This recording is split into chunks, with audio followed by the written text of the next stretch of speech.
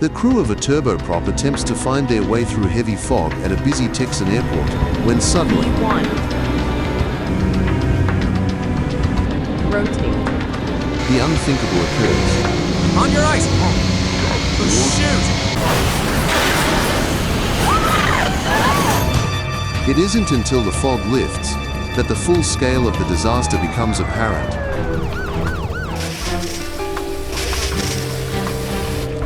Investigators need to find out how two planes How did both planes ended up like this? could have collided at a busy Texas airport before it happens again. It had come down and just fragmented upon impact.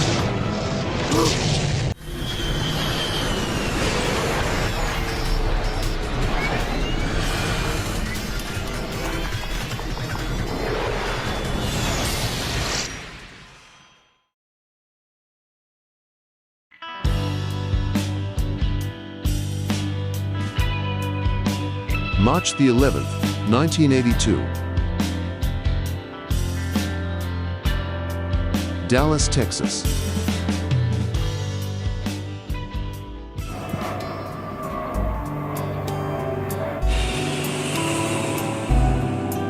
Dallas-Fort Worth International Airport is one of the busiest airports. DFW Airport expanded in the 1970s to accommodate larger traffic, which included a new taxiway. As winter transitions into spring, the temperatures are getting warmer, but storms are expected. There are afternoon thunderstorms, creating a backlog of planes. Most flights are delayed due to recent weather disruption across the area. The aircraft is a 19-year-old Convair 990 Coronado, formerly operated by Modern Air Transport. The plane will retire next week. The Convair 990 Coronado is an American narrow-body jet airliner, first produced in 1961. It's Convair's second jet engine airliner. At the time, the Convair 990 Coronado was one of the fastest subsonic airliners. The 990 was just a rare, luxurious plane that time, with only 37 planes built. She was also a very fuel-thirsty plane, which consumed more than 22 grams of fuel. The cruise speed of the 990 is Mach 0.84, which is well over 896 kilometers per hour, which will outrun pretty much any airliner that time. Captain Eric Kombucha is a veteran pilot. At 45, he has been with Vertex Express for 21 years. First Officer Rebecca Schuyler is the newest Vertex Express employee in the cockpit. At 29, she has been with the airline for 5 years.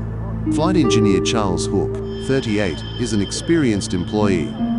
He's been with the airline for 16 years. Second Officer Connor Cooper, 26, is a trainee at Vertex Express with 2 years with the airline. 16 PSI.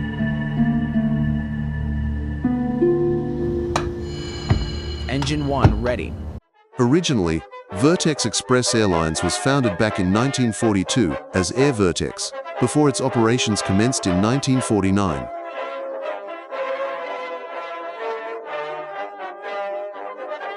In 1971, Air Vertex changed its name to Vertex Express Airlines after it was put in a new founder.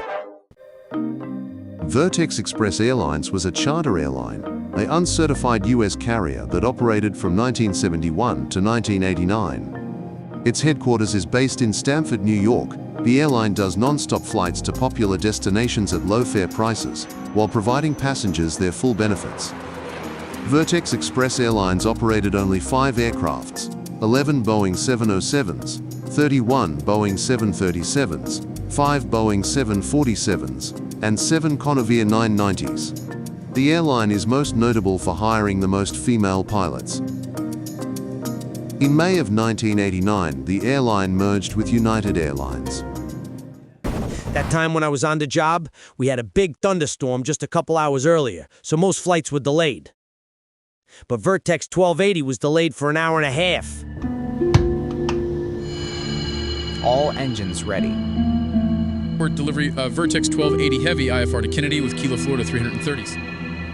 Vertex 1280 Heavy, information Kilo, correct, clear John F. Kennedy destination, Acuna departure, after departure 36 left, initial climb flight level 120, squawk 1023, reback. Say again, delivery? Clear John F. Kennedy, destination Acuna, departure after departure 36 left, initial climb flight level 120, squawk 1023. Cleared destination John F. Kennedy, Acuna departure after takeoff on 36 left, climb flight level 120, squawk 1023, Vertex 1280 heavy. Vertex 1280 heavy, read back correct, contact ground 121.85, goodbye. 121.85, goodbye. After the delay, Flight 1280 is prepared.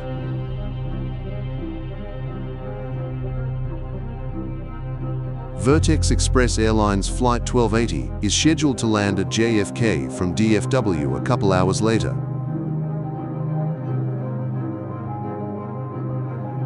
By the time all the passengers are on board, the plane is carrying 100 occupants, 11 crew members and 89 passengers.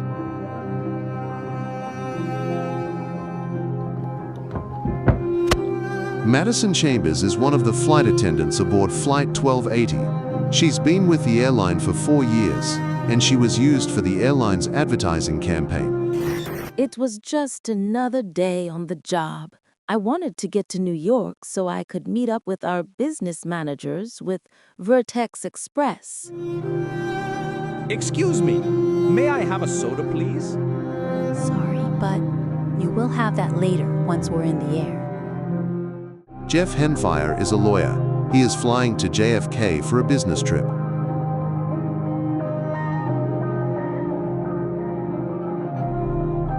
Dion Mallory is a SNCF-TGV driver. She was born at Lyon, France. She's on a 2-week vacation break and is coming back to New York, then Paris. I didn't think there was anything wrong, like 1.5-hour delay in this weather is reasonable. When I boarded the plane, I didn't think much of it. I simply put my luggage away, fastened seatbelts as usual. The other plane, North Texas Air Flight 22, is expected to land at Dallas-Fort Worth International Airport from McKinney National Airport in a couple minutes. Flight 22 was served by a 14-year-old Fairchild FH227, a twin-engine turboprop aircraft. The plane is carrying 37 occupants on board, including 3 crew members and 34 passengers. Brian Tomashika is a 36-year-old business executive traveling to Dallas-Fort Worth. Begin with this interview, I was a business executive traveling to Dallas-Fort Worth International Airport to drop off some rather important documents for a partner company. This job meant a lot to me. The pay was good, and I could pretty much travel around the world with this job. Good afternoon, ladies and gentlemen. This is your captain speaking. We're almost there. Fog's heavy in DFW. If there's something uncomfortable, let our steward know. Thank you, and I hope you enjoy the flight. The captain, William Fudd, aged 54, had 11,200 flight hours, of which 801 were on the FH227B. The co-pilot, Ray Orange, has been with the airline for 4 years. At 30, has accumulated nearly 8,000 hours throughout his career, and 504 on the FH227B. The lone flight attendant, Mark Smithing, age 29, has been with the airline for 3 years. He's a steward at NTA. Texas Air was a regional airline that operated from 1959 to 1982. Its main office is based in Arlington, Texas. The airline operates turboprop aircrafts for short-haul flights across North Texas and portions of South Oklahoma. Need something, pal? Yeah, just coffee. Coming right up.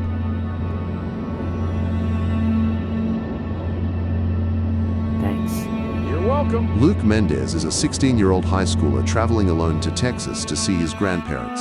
He is staying there for a weekend and will return home only a few days from now. What you doing over spring break, huh? Not much. For spring break, I'm gonna head to the bar after this and take a drink. So I'm still working. Sounds cool. I'm gonna take a vacation break and hang out with my family in Boston. Okay. The entire flight was pretty uneventful. I just mostly admired a lot of the scenery. I was sitting in the last row if I recall correctly. United 189 Heavy, requesting status. In the late afternoon, Lucas May, a 35-year-old, is heading to work from home. Just to let you guys know, fog's heavy. I know Should be all good. Eric, what are we waiting for? Why won't you tell them that we are ready to go? Vertex 1280, we're ready to, push back. See that again, Vertex 1280? Vertex 1280, with you at, spot Delta 21, ready for pushback. Good job, girl. Thanks. Vertex 1280 Heavy, pushback approved, runway 36L, tail to south, altimeter 29.92. Okay, we're ready to depart. I'm gonna do the talking now. Well, I guess you do. Pushback approved, tail south, Vertex 1280 Heavy. Flight 1280 departs at 4:58 p.m.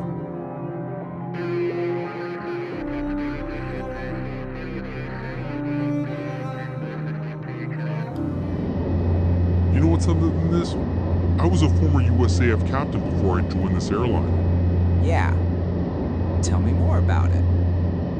I used to fly the F-11s back then, which was insane.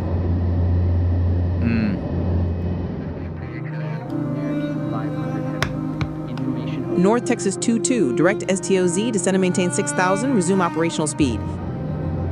Direct to SDONZ, descend and maintain 6,000, resume operation speed, North Texas 22. North Texas 22, turn right heading 100, vectoring approach for ILS 13 right. Right to 100, vector for 13 on North Texas 22. North Texas 22, turn right heading 135, descend and maintain 1600, cleared ILS runway 13 right, contact tower 134.9, bye. Right turn heading 135, maintain 1600, cleared 13 Israeli New Shekels right, contact tower 134.9, North Texas 22. Dallas Tower, North Texas 22 with you approaching on final runway 13 right. North Texas, runway 13 right, cleared to land, wind 010 at 16. Cleared to land runway 13 right, North Texas 22. Put landing gear down right. Got it. Gears down, boy. Welcome home.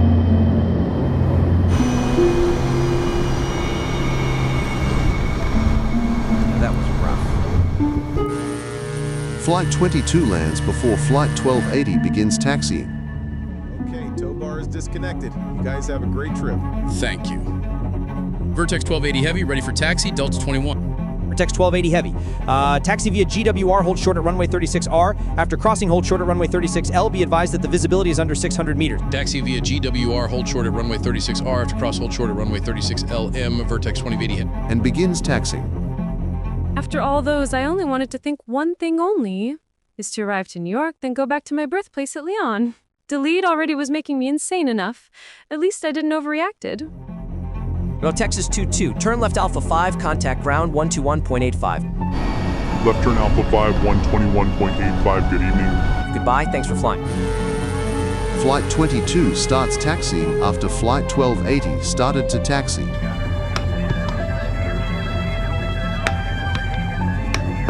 Dallas ground, North Texas 22, Alpha 5, spot 5, Charlie. North Texas 22, good evening. Taxi via Alpha 5, Alpha, hold short at runway 36 left and right, then Juliet Sierra in Kilo 12. Taxi via Alpha 5, Alpha, hold short at runway 36 left and right, then Juliet Sierra in Kilo 12, North Texas 22. Hopefully, we're arriving on time. I highly doubt that. Eric. We're definitely getting there exactly on time.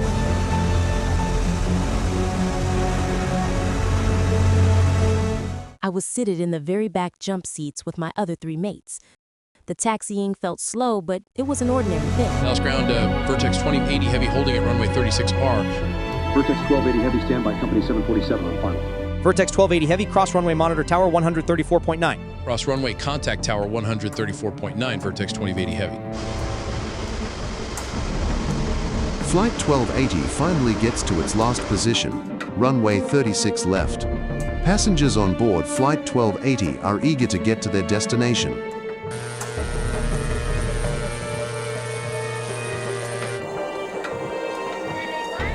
Flight 22 is taxiing at a slow pace. airport a few times, but fog? Nah. Okay, let's go to the flight checklist.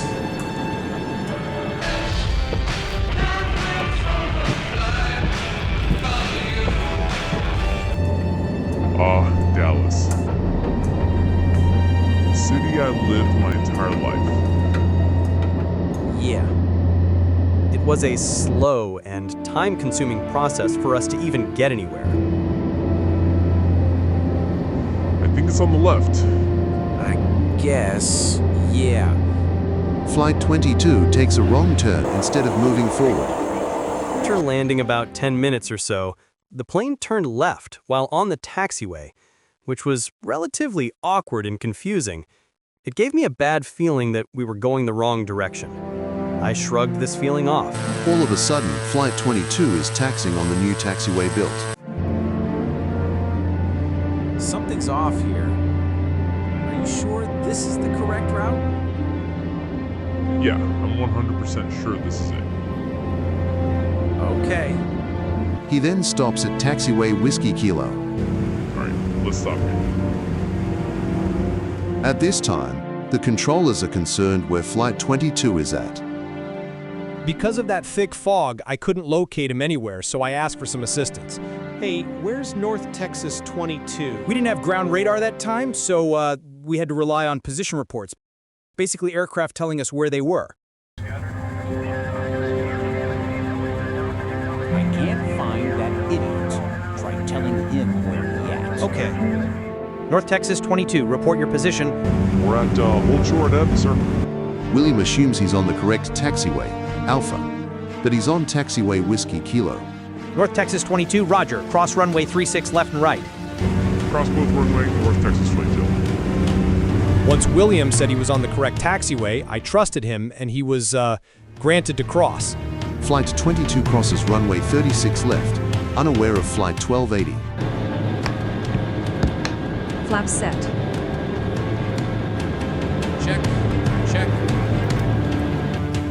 Vertex 1280, good evening. Runway 36 left, cleared for takeoff, wind 012 degrees at 16 knots. Cleared for takeoff, runway 36 left, Vertex 1280. None of us didn't know that a possible collision would happen. I was focused on other planes. Okay, we can go. Flight 1280 finally begins their roll towards an unexpected encounter.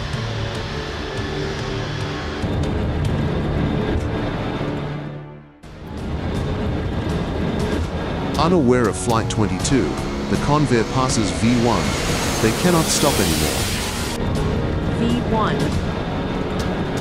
After V1, you can't stop. There's no going back. You have to take off with whatever you have. If a plane is coming towards you, there's no other choice. They can't stop, they can't accelerate more, they're still gonna die. During this time, Flight 22 is already in the path of Flight 1280, but the crew does not know that a plane is heading towards them. Rotate.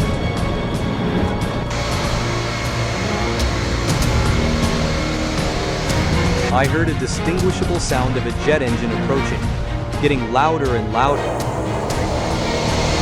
Ray then notices Flight 1280 rocketing towards them. On your ice! Shoot!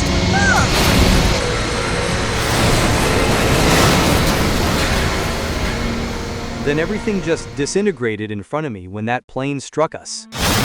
The sound of the impact was practically deafening. My ears rang as the plane took a direct hit from the other aircraft with a boom. I immediately felt the flames burn through some of my clothing and burning my skin, giving me a number of burns across my body. I barely caught sight of them colliding due to the heavy fog, so we didn't know what exactly happened.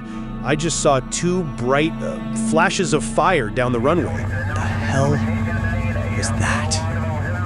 All of a sudden, after we lift up, I heard a loud bang. Ah! God! What was that, Eric? Damn, we probably hit something. You have to keep climbing after you're off the ground. Even if an emergency occurs, you have to contact ATC, keep the plane under control, and land somewhere safe. I looked on my left, the left wing was on fire, a massive fire. Looks like we lost engine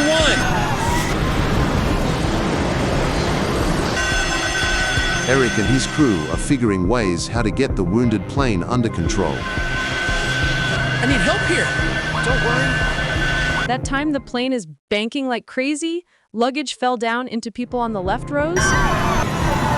She's still rolling to the left. The crew might be trying to turn the ailerons other way harder with their full strength. To the right, more. There. Mayday, mayday, mayday. Vertex 1280. We've collided with something, and we are struggling. Oh my gosh. Then Flight 1280 gave us a Mayday call. Then that's when we knew there was something definitely real wrong. Vertex 1280 Heavy, do you wish to turn back and land on the previous runway?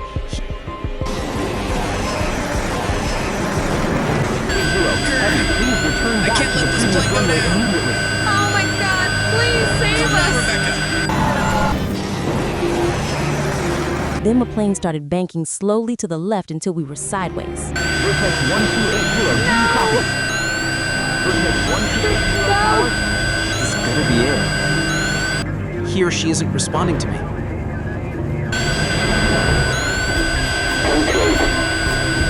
I think we're defeating it. 1280, secure tower, identity. Yes, I hear you. Okay, Vertex 1280, return back to the airport ASAP. Okay. I snapped out of whatever state of shock I was in and tried to flee to safety. But by the intense heat and how quickly the flames were spreading, it made things really difficult, even considering how the exit door was jammed shut.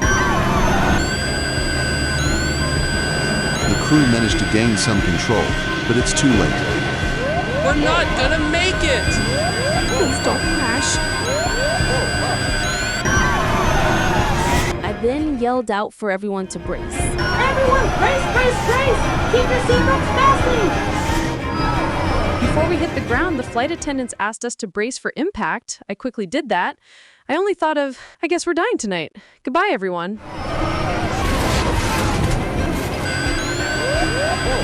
We ain't making it. Goodbye. Goodbye. We're gone. It's over. Lucas is driving southbound on Minter's Chapel Road towards Highway 114. Oh, God. Fuck, damn it.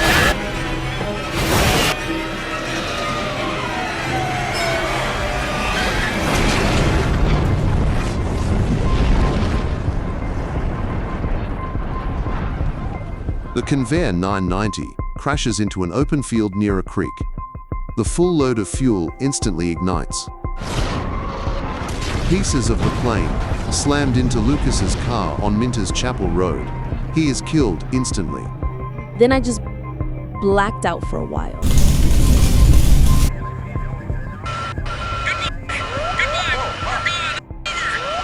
Everyone in the tower was, it was complete silence afterwards. We were just stunned, wishing we could do something to take it back. I heard another explosion after the initial crash, and I thought that it was related, but I was still unsure. Without knowing Flight 22, the controllers issued the fire crew to respond to Flight 1280's site. I noticed that North Texas 22 was unresponsive for a while. We kind of forgot about him, so I had to check up on him. North Texas 22, do you copy?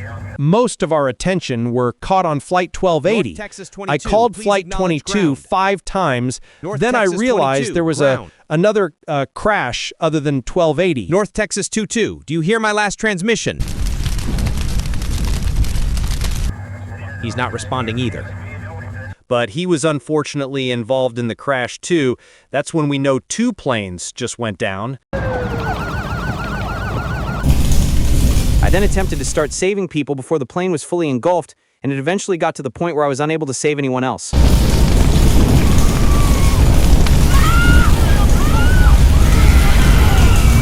Everyone get out from the back! Make sure you watch your step!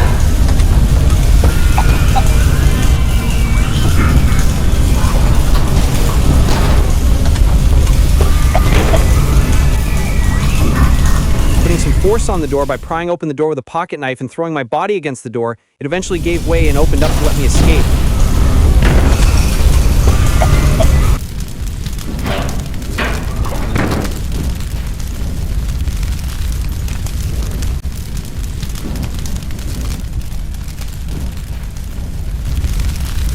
After my escape, looking behind me showed the extent of the devastation. Looking around, I couldn't find the briefcase that had the documents stored in it. I sent a letter to my boss informing him of the crash and the loss of the documents. They come across the wreckage of Flight 22, of which they didn't expect. That's odd. This fire over there. Lemtel ATC. Hey, we got wreckage on the runway. Heavy fire.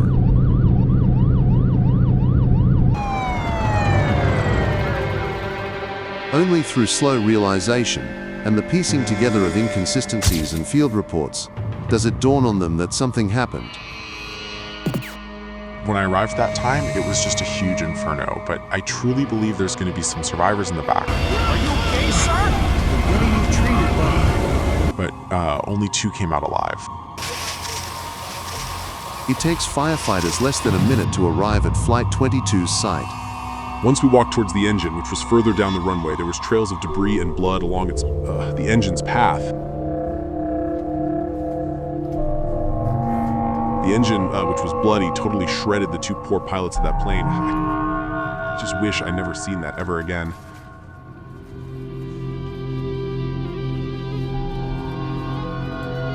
The wreckage of Flight 22 burned for roughly 20 minutes until it was put out. We just did everything we could. We were pleased there was at least survivors.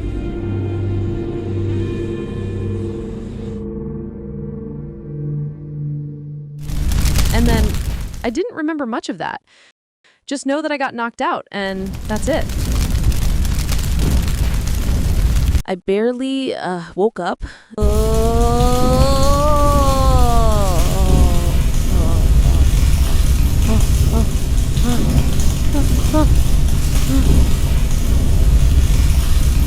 I was seriously injured. I couldn't move up. Help!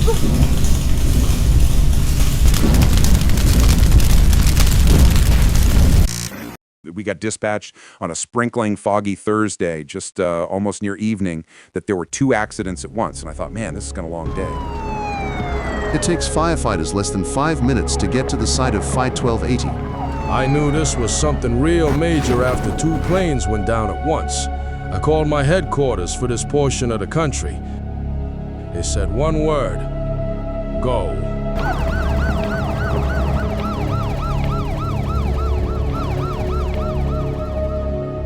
When our team first arrived on the scene of the Vertex flight, the wreckage almost seems near intact with heavy fire. I saw the fuselage, all of that, so I had some hope for survival. There was a ton of flames, so it took us a while to put them all out.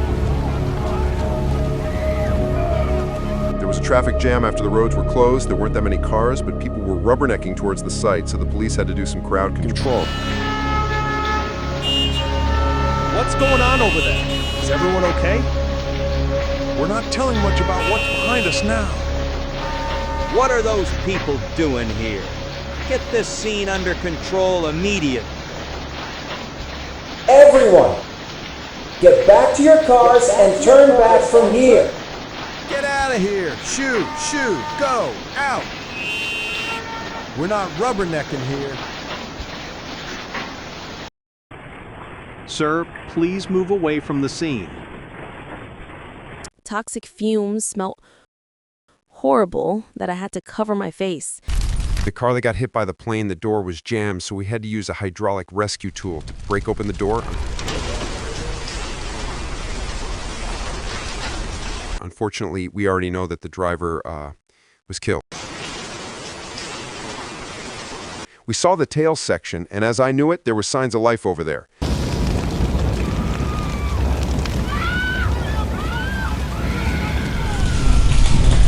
I screamed and yelled out help once Reconstructing arrived. Please get me out of here!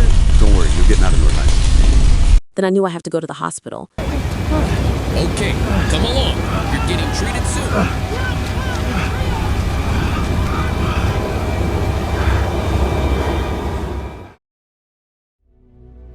Breaking news on KDFW this evening. We just have received major accident at Dallas-Fort Worth Metroplex. Early reports show there's 2 airplanes collided each other on the runway at Dallas-Fort Worth Airport. Authorities have not yet confirmed passengers on board and death toll, but emergency crew are on the scene and rescue efforts are underway. Whenever a major crash like this happens, news spread. The world wakes up. Everyone wants to know how and why this crash occurred in the first place. It's something that catches everyone's attention. The other wreckage at the airport where the Vertex flight slammed into, I could see that smoke rising up into the sky. It was very traumatic. It's something I can't get out of, something which I wasn't made to see. It's a monumental cataclysm. I already knew how bad it was. A great number of innocent people that died unexpectedly. They only wanted to fly to get to their destination.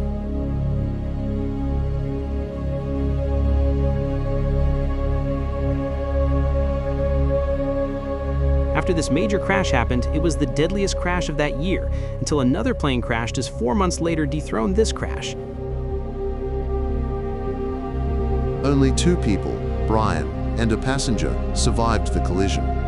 35 other people, including Luke, died. Diane and Madison both survived the crash, but 98 others are dead, including Jeff Henfire. Lucas May was also killed when he was driving, making it 99 fatalities at the conveyors site.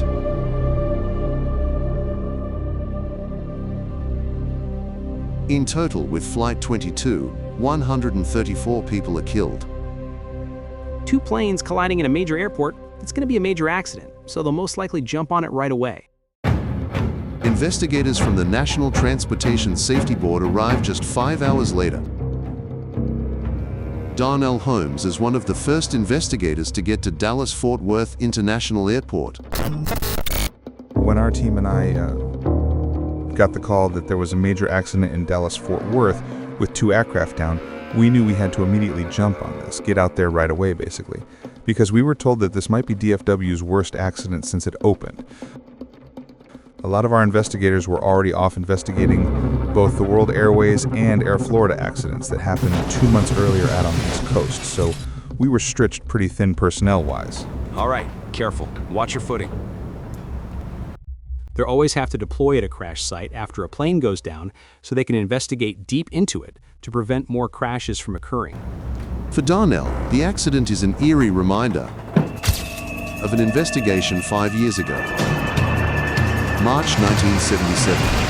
2 Boeing 747s jumbo jets collided on the resort island of Tenerife. 583 people died. It's the deadliest recorded aviation disaster. It's just like that accident in the Canary Islands 5 years ago.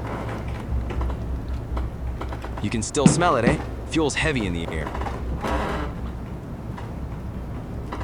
Now, the first thing any investigator has to do when they get onto a scene like this is to make note of anything that stands out right away, or will be useful to us later on, and to find the aircraft's black boxes, although they're actually painted a bright orange so you can easily find them amongst the wreckage of a plane crash. I didn't expect the plane to be in this state. So, the first thing we question the situation is, how did both planes ended up like this? I didn't expect the plane would get eaten by the conveyor. The reason we want to recover the boxes is because they're like electronic witnesses, if you will, that record everything that was said and done in the cockpit of the aircraft.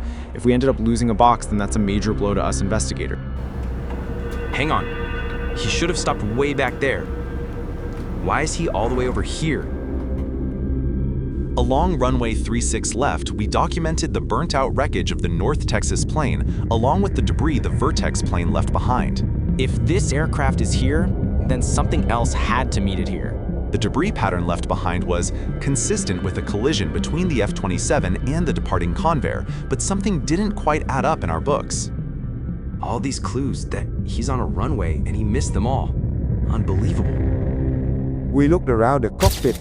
The pilot was already in small bites after the Vertex sliced them. How did they manage to cross without knowing that the Vertex is coming toward them? Make sure those get to DC. Within a couple minutes, Workers recover Flight 22's black boxes and send them to a NTSB lab. Debris starts earlier than I expected, right here on the runway. With the recorders on their way for analysis, investigators continue searching for clues at the site. See this here? You don't get damage like this from a single aircraft just by itself. Why isn't it on? We checked the surroundings, and the runway guard's light is out of service. I see. Investigators now have clues that the guard lights were disabled following the storm just hours ago. Runway warning light isn't on also, but how did Flight High cross the runway without realizing the conveyor is coming to slice them off? Baffled us. It's a miracle that 2 people survived this hell. I expected all of them to be dead in this disaster, because the wreckage said it all. Eventually, the team also split up to investigate Flight 1280's site. After every major commercial aviation, theories galore. First, the controller wasn't there. Secondly, the other crew was lost in the fog. Thirdly, they weren't trained in such situation. Darnell is eager to hear from the witnesses, especially the controllers in the tower. An NTSB investigator interviewed me to describe what I saw. I was the last person to have contact with North Texas 22, so I had some plenty of information I had. What the hell was that? The controllers didn't see much, as the fog hid the show. That's when we decided to inquire with the controllers that were on duty at the time of the accident. Oftentimes, they're the last person to make contact with the plane, so if they heard something they transmitted, saw something that didn't look right on their scope, anything of that nature, then they know right away. All right, I appreciate you taking your time, so I'm going to ask you a couple questions pertaining to the case, okay? So, the North Texas aircraft, can you show me on this chart how you routed the... Darnell and Joseph recap how he routed Flight 22. Darnell takes notes on the directions. So, you cleared them from where they were on Alpha 5, down across here, across the runway to get to the freight terminal here. We found them to be all the way over here. Did they tell you anything about this? Nope.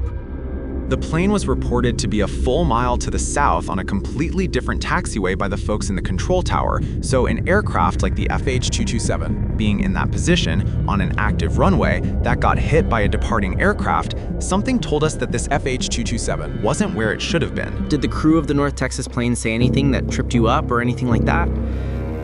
No, not at all. I only told him to report his position. Okay.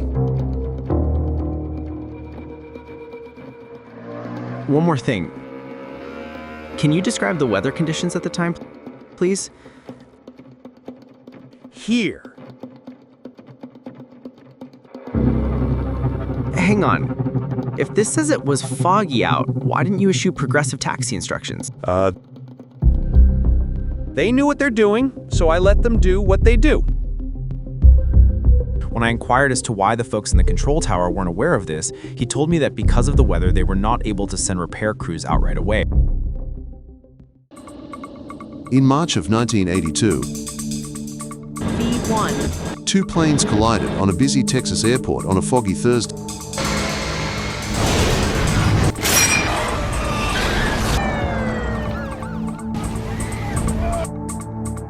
"134 people died." About 2 miles or so beyond the threshold for the reciprocal end of the runway, we found the wreckage of the Convair.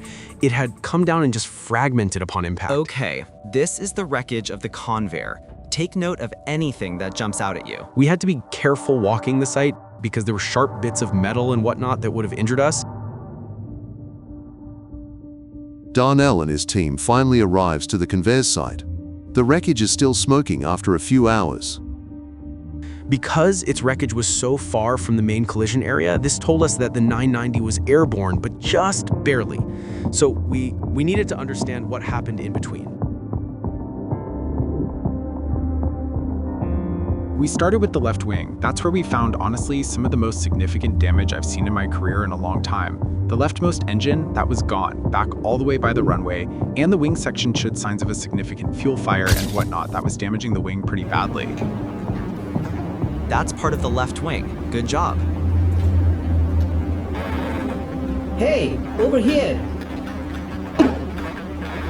It was during our examination of the wing section that we found things like paint transfers, fragments embedded in it, basically debris that didn't belong to the Convair. When we compared it to the wreckage on the runway, it was a clear match. So if we have bits of that other plane in this piece, then they must have hit. All right, what do you got for me over here? Genuinely, I thought all of them are dead. I was surprised that 2 people survived in this devastating wreck.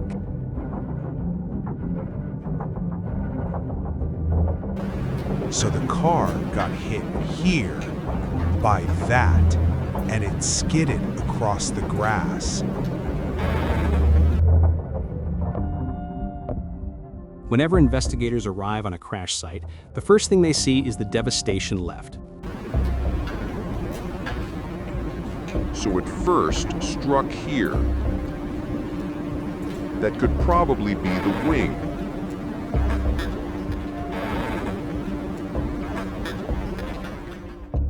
The black boxes are eventually recovered, ready for analysis. Darnell then calls Washington afterwards.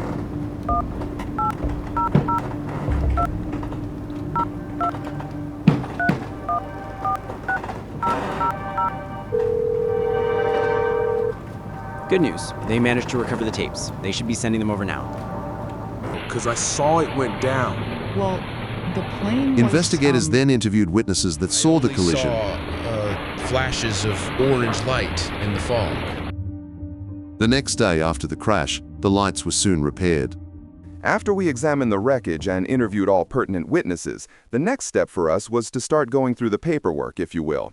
Things like pilot records, maintenance records, the works. Basically anything that could allow us to understand whether there was anything going in the backgrounds of both pilot and plane influenced what went on. Arlington, Texas. Just miles away from the main wreckage, the majority of the investigation takes place in a regional office, leased by the NTSB, Suite 150. Thank you very much. Okay, let's see what we got here. Investigators deep dive into the crew training records. The crew of the Convair, we had no real reason to fault their training.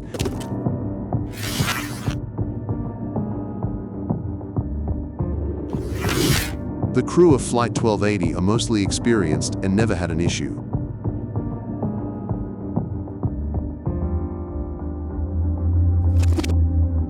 They pretty much did everything right by the books. Same goes for their plane, purchased new back in 1962 and was meticulously serviced over the decades. Records on the Fairchild were similarly faultless. Going through the records of the North Texas pilots, meanwhile, they were properly licensed with typical hours of experience for a regional airline, so on the surface, they appeared to be exceptional pilots that you'd want flying your airplane. Investigators noticed lights shining through the cracks. But digging deeper, we started finding major problems on low visibility conditions by the airline, either as recurrent training or even when they first joined the airline. So when we checked the pilots' past training, they only got trained in normal weather, but not the extreme fog in this case. Fudd was an experienced pilot, but they covered about the pilot was troubling. They then dig into Ray's record. The first officer records were barely better than the captain.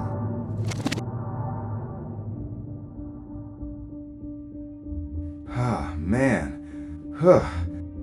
What were you two doing? To us, that was when light bulbs started going off in our heads. However, we needed to test that theory. Okay, guys. You're not gonna believe this. We got ourselves a duo of ragtag pilots.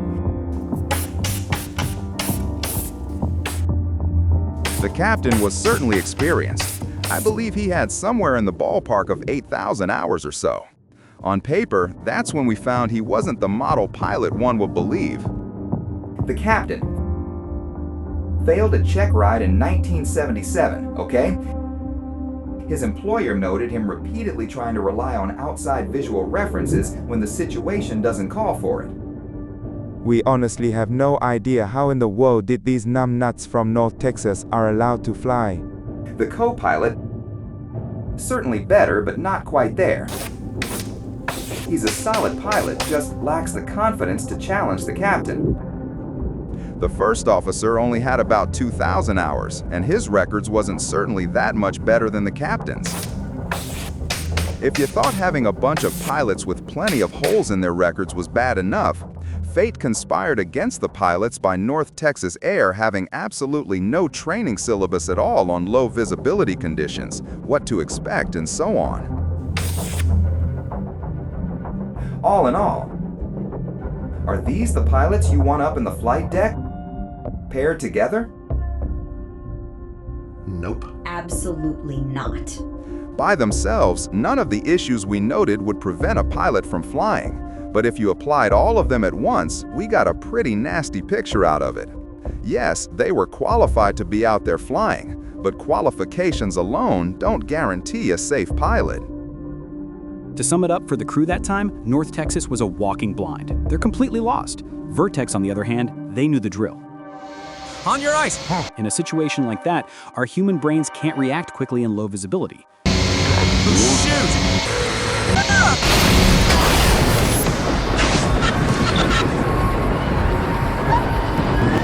Then both of them met each other, but in a disastrous way. North Texas was the one at fault. They missed a turn, ended up on the wrong taxiway, so many things that are wrong. The next day, the boxers made it to DC for further examination. They will stay there for a while. The tapes afterwards were sent back to Arlington. Play it. Investigators then listened to Flight 1280 CVR. V1. Rotate.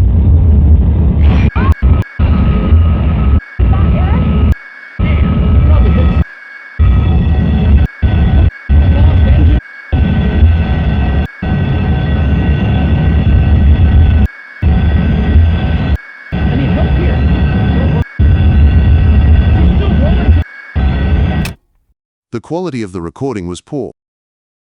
Wow. The Vertex pilots already tried their best to regain control of the already doomed to death Convair 990, which they can't do much other than watch it dropping down, poor souls. Flight 1280 was airborne for approximately 32 to 41 seconds after the collision. With loss of hydraulics, it crashed into an open field that is now developed with buildings in today's time. When we got the tapes back from Washington, we finally had a chance to hear what was going on in the cockpit of the North Texas plane. The recorders were of the older type that tended to record for 30 minutes before overwriting themselves, so we hoped it captured the final minutes of conversation and any ambient sounds in the flight deck.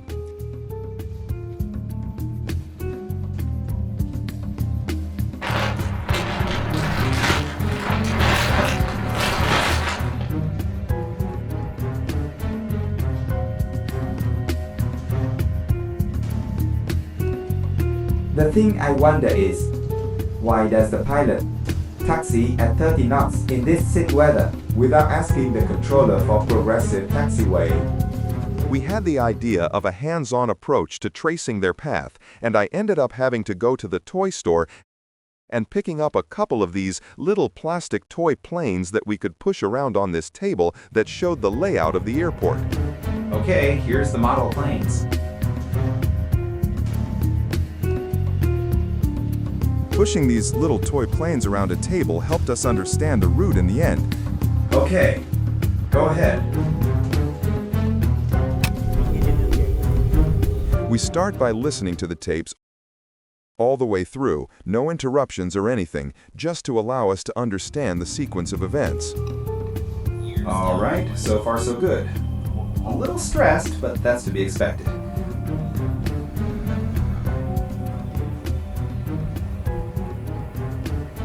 Let's just say that they are being a bit of overconfident of being able to taxi to the gates.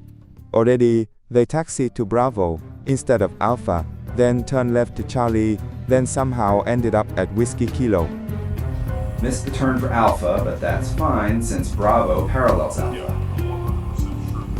Wait, go back a few seconds. They're discussing where they are, but they're not that specific, are they? Okay, there's where they made their mistake on turning onto Charlie, which is a north-south taxiway, and not one that runs southeast-northwest like Bravo.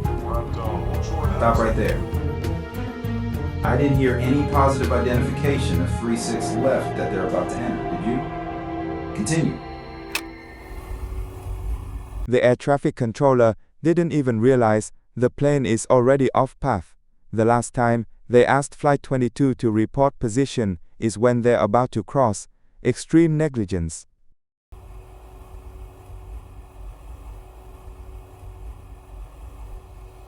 Listen to that right there. That's increasing engine noise. We have Vertex 1280 bearing down on them like a bat out of hell. On your ice. Shoot. Ugh, they didn't stand a chance.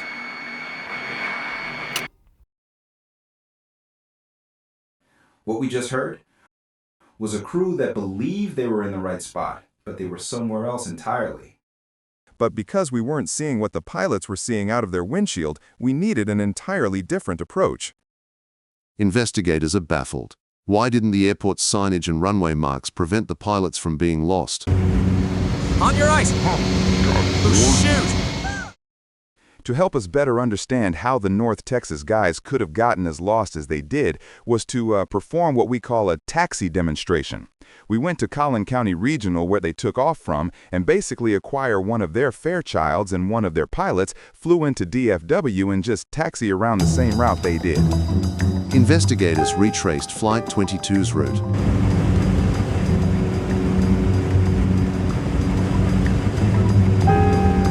Okay, whenever you're ready.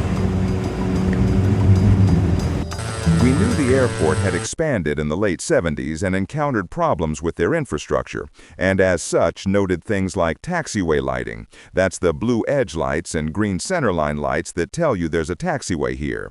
Those were damaged or even missing. Jeez, they did a really poor job on the construction here.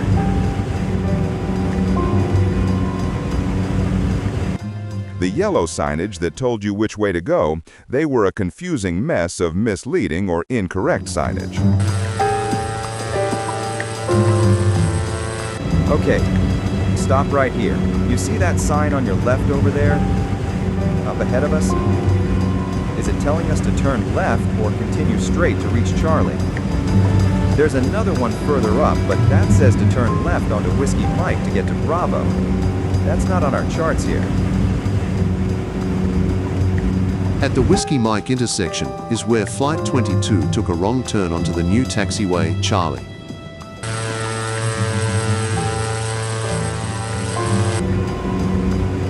It's hard enough to figure out where you're going on a bright day like this. Imagine if it was foggy out. Now investigators make their way to Whiskey Kilo, the last position of Flight 22. I've seen enough. Let's get back to the air freight terminal. Once we understood how bad things were on the ground, it became obvious that it was incredibly easy for us, or other pilots for that matter, to get confused in broad daylight with minimal fog, perfect visibility. This would have been compounded when you could barely see more than 500 feet in front of your plane's nose. The team determines that the signage lights being out of service contributed to the FH227 crew getting lost. Instead of turning right on Alpha after vacating the runway to Alpha 5, the crew continued to Bravo.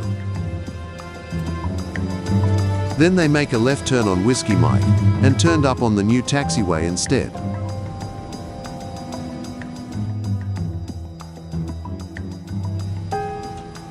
If they continued on Bravo, they'd still be okay, since it mostly parallels Alpha. Investigators are left with one perplexing question. Why did the crew of the FH227 drifted off path? But something made them turn onto Charlie. Why's that?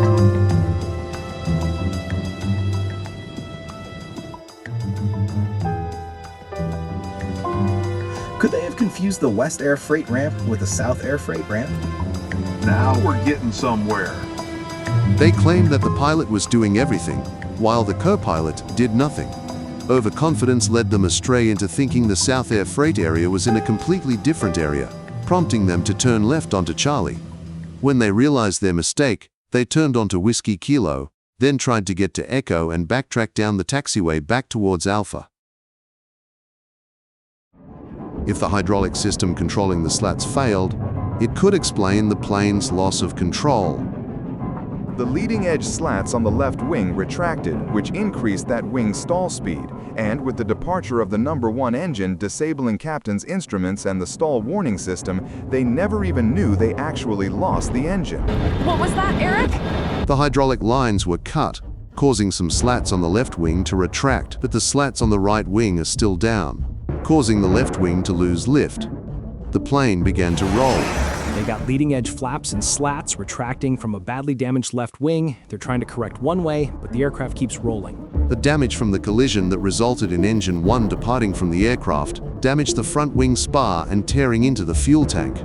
Because of the amount of fuel, this caused a massive fuel leak of more than 47,000 liters of fuel spill. The 990 would have been barely flyable, but cannot outfly fire that's consuming the wing. When they collided with the Fairchild, they lost an engine, basically just a broken plane. All those factors made it impossible to recover. They're just doomed to crash. In theory, if the convair flew even longer, the fire could damage the wing further to the point of failure.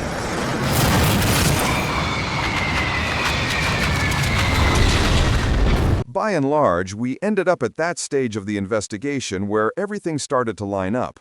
We had the wreckage, the recordings, and understanding of the crew and how they played a significant factor in the accident.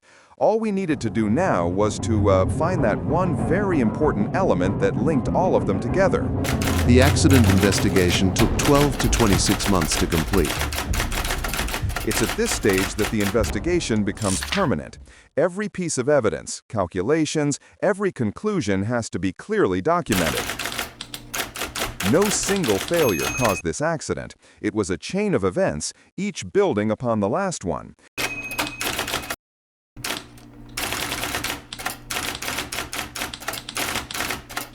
And once that chain was complete, there was no way to break it unless you physically removed one of the links.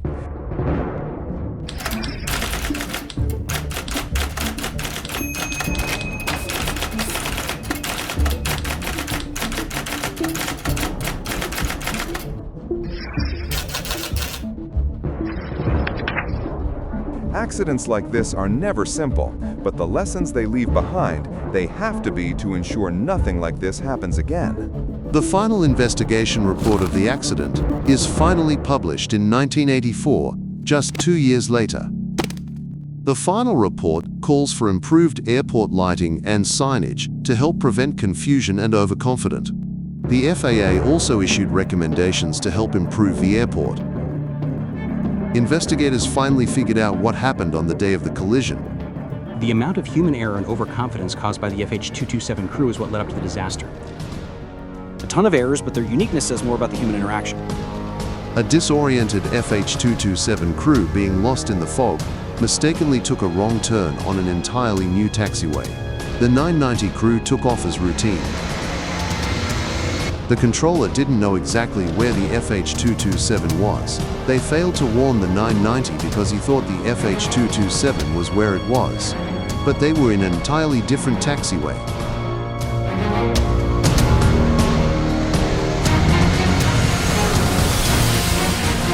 B1. Rotate. On your ice! Shoot!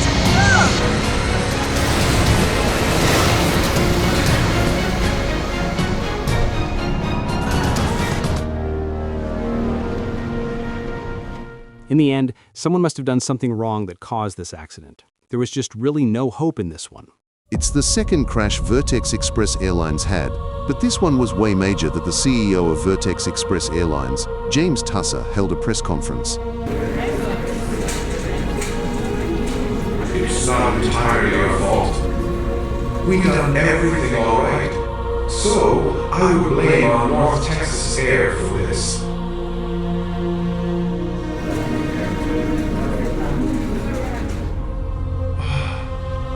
Hundreds of people died that day.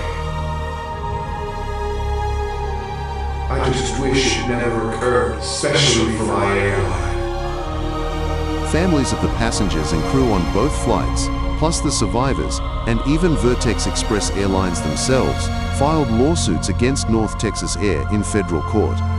That crash just turned my whole life around. I stopped working as a stewardess and worked for a desk job for the airline instead. The documents did make it to the parent company by another person as I was in the hospital getting treatment for my injuries. After the crash, North Texas Air, or NTA, started improving training for their pilots in foggy conditions. Soon after, North Texas Air went bankrupt as a result of the crash. After the collision, the FAA placed DFW under scrutiny and issued directives. 2 aircraft, 2 crews, all brought together by a moment of confusion in the fog.